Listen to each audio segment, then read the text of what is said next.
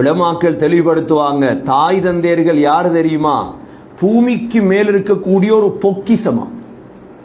அவசரமாக பூமிக்குள்ள அடக்கப்பட்டுருவாங்க, கவனமா பார்த்துக்கொள்ளு அப்படின்னா ஒரு பொக்கிசம் ஒன்று கூட கையில் இருக்குது. இப்ப தாய் தந்தை என்ன? தாய் தந்தை நல்ல வழியை பிள்ளைகளுக்கு காட்டி கொடுக்கும் தாய் தந்தை. அவங்க ரெண்டு பேரும் அல் வாலிதானி ஹுமா கன்சுன் ஃபௌகல் அர்த். தாய் தந்தையும் பூமிக்கு மேல் இருக்கும் உன்னுடைய புதையல். வெகு சீக்கிரம் இந்த புதையல் பூமிக்குள் அடக்கப்படும், அதற்கு முன்னால் லாபம் எடுத்துக்கொள்.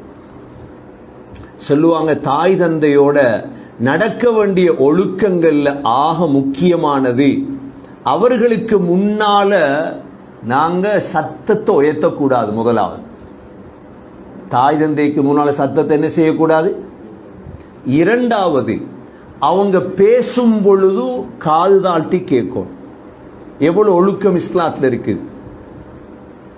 மூன்றாவது, அவர்களுடைய ஆலோசனைகளை ஏற்றுக்கொள்ளும்.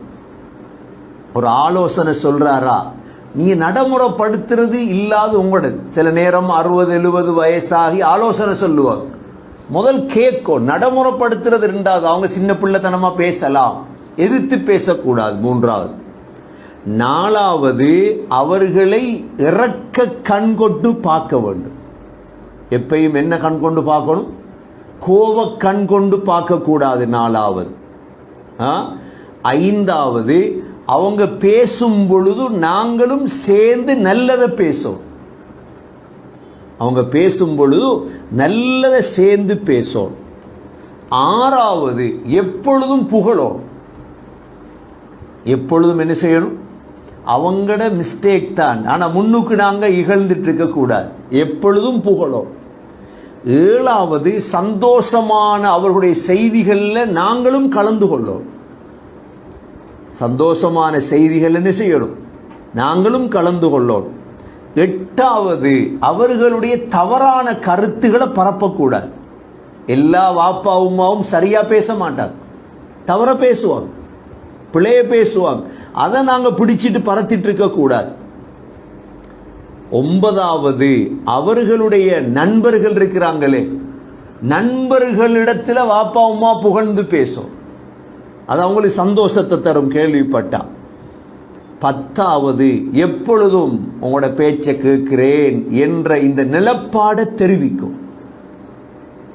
11வது, அவங்க சில நேரம் வயது முதிர்ந்தவங்களாக மாறும் பொழுது ஒரே பேச்சை பல தடவை பேசுவாங்க, முகத்தை சுழிச்சிடக்கூடாது. 12வது, கடந்த காலங்களில் நோவினை தரும் நிகழ்வுகள் இருக்கும், அதை ரிப்பீட் பண்ணக்கூடாது. வாழ்க்கையில் எப்படியும் ஒரு ஆள் 70 வருஷம் வாழ்ந்தாரண்டா எவ்வளோ நோவினை தர்ற சம்பவங்கள் இருக்கும். அதை ரிப்பீட் பண்ணி அதை திரும்ப திரும்ப பேசி நோவினைப்படுத்தக்கூடாது.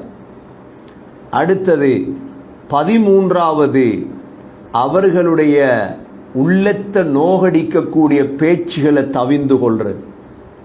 14வது, அவர்களோடு உட்காரும் பொழுதும் கண்ணியமாக உட்காருதல். 15வது, அவர்களுடைய சிந்தனைகளை குறைக்கும் அளவுக்கு பேசாமல் இருக்கிறது. எவ்வளோ தூரம் இஸ்லாம் ஒவ்வொன்றுக்கும் ஒரு சம்பவம் சொல்லலாம், ஆதாரம் சொல்லலாம், அதுக்கு நேரம் இல்லை. இது ஒழுக்கங்கள், அதபுகள். 16வது, அவர்கள் பேசும் பொழுது பேச்சை துண்டிக்க கூடாது, பேச விட்டுறோம். 17வது, அவங்களோட வயதை மதிக்கும், அவங்களோட வயதை மதிக்கணும். 17வது. 18வது, அவர்களுக்கு முன்னால அவர்களுடைய குறைகளை சுட்டி காட்டக்கூடாது. 19வது, அவர்கள் செல்லக்கூடிய நசீஹத்துகள், வழிகாட்டல்கள், உபதேசங்களை கபூல் செய்யும். 20வது, நீங்களும் உங்களுடைய பெற்றோரும் இருக்கிறீங்க, அந்த இடத்துல அவங்கள தலைவராக்கிறோம். நீங்க பெரிய படிச்சவர் தான், ஆனா நீங்க அந்த இடத்துல தலைமத்துவத்தை வைக்க கூடாது, ஏன்னா அவங்களுக்கு அது அவமானமாக மாறிவிடும். 21வது, அவர்களுடைய சத்தத்துக்கு மேல் எங்களுடைய சத்தத்தை உயர்த்தக்கூடாது. 22வது, அவர்களுக்கு முன்னால் நடக்கக்கூடாது. இப்போ நடந்து போறீங்க, அவங்கள முன்னால் நடக்க வைங்க, பின்னால் நீங்க நடந்து போய் மகன் தானே, நீங்க பிள்ளை தானே. 23வது, அவர்கள் சாப்பிடுவதற்கு முன்னால் நீங்கள் சாப்பிடக்கூடாது, அவங்க சாப்பிட்டதற்கு பிறகு சாப்பிடும். 24வது, ஓரக்கண்களால் அவர்களை பார்க்கக்கூடாது. இப்படி பார்க்குற ஓரக்கண்ணால் அது கேவலமான பார்வை. சரியாக பார்க்கணும், நேராக பார்க்கணும். 25வது, தகுதி இல்லாவிட்டாலும் அவர்களை புகழ வேண்டும்.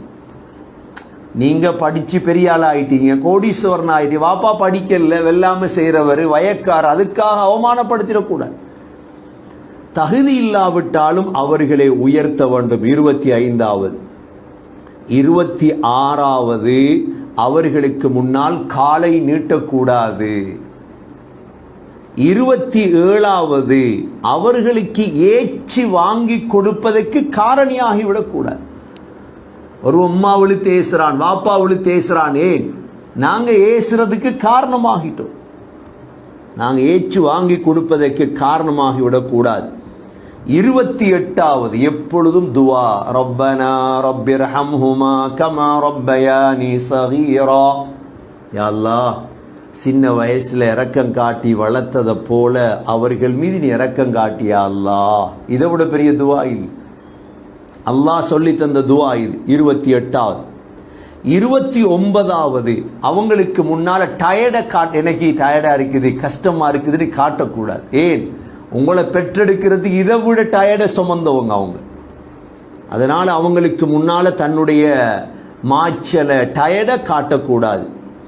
30வது, ஏதாவது தவறு நடந்துட்டா சிரிச்சிடப்படாது, மனசு உடைஞ்சிரும். அவங்களால தவறு நடந்துச்சு, சிரிச்சிடக்கூடாது. 30வது. 31வது, அவங்க எங்களிடம் பணிவிடை கேட்பதற்கு முன்னால் பணிவிடை செய்ய வேண்டும்.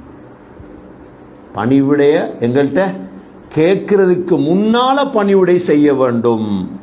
32வது, அடிக்கடி தூரத்தில் இருக்கிறீங்க, அடிக்கடி ஜியாரத் செய்யணும், சந்திக்கணும், போய் பார்த்துட்டு வரணும். காலையிலையோ மாலையிலையோ, ஒரு நாளைக்கு ஒரு தரமோ, மாதத்துக்கு ஒரு, எப்படி வசதியோ பார்க்க வரணும், ஜியாரத் செய்யணும். 33வது, பேசிக்கொண்டிருக்கும் பொழுதும் அழகான வார்த்தைகள்ல பேசணும். 34வது, அவர்களுக்கு மிக விருப்பமான பெயர்கள் கொண்டு அழைக்கணும். 35வது, உலகத்தில் எல்லா வஸ்துக்களையும் விட, எல்லோரையும் விட அவர்களை முற்படுத்தும். இந்த 35 ஒழுக்கமும் பெற்றோருக்கு நாங்க செய்யும். இதை வச்சு தான் அல்லாஹ் வகலா ரப்புக அல்லா தஅபுது இல்லா இய்யாஹ் வபில் வாலிதைனி இஹ்சானா. அல்லாஹ்வை இபாதத் செய்யுங்க, தாய் தந்தையோடு நல்ல முறையில் நடந்து கொள்ளும். எவ்வளோ இஸ்லாம். இந்த 35 செய்கிற ஒருவன் தண்ட வாப்பா உம்மாவை மடத்தில் சேர்ப்பானா? இஸ்லாத்தில் இருக்குதா மடம்? தாய் தந்தைய மடத்தில் வளர்க்கிறதா, வீட்டில் மாளிகையில் வளர்க்கிறதா? இஸ்லாத்தில் இல்லை. தாய் தந்தைக்கு மடத்தில் சேர்க்கிறது ஆகப்பெரிய துரோகி இவன். முஸ்லீம் அல்ல இவன். தாய் தந்தையை கொண்டு போய் கோழிக்கூட்டில் வளர்க்கிறவனும் இருக்கான். பெரிய பங்களால் இருக்கிறான் மகன் மகள், தாயின் தந்தையும் கோழிக்கூட்டுக்குள்ள, குடில்ல. அதனால இது சில நேரம் தாய் தந்தையுடைய தவறாகவும் இருக்கும். சரியா வளர்க்கலையே, அவனுக்கு மார்க்கத்தை கொடுக்கலையே. அவன் மார்க்கத்தை கொடுக்காதது எங்க வச்சிருக்கிறான்? தாயை தந்தையை கோழிக்கூட்டுல. எத்தனையோ பேர் கோழிக்கூட்டுல மௌத்தான உம்மா வாப்பா மாதிரி. அதனால இந்த ஆயத்தில் அல்லாஹ் கடுமையாக எச்சரிக்கிறார்.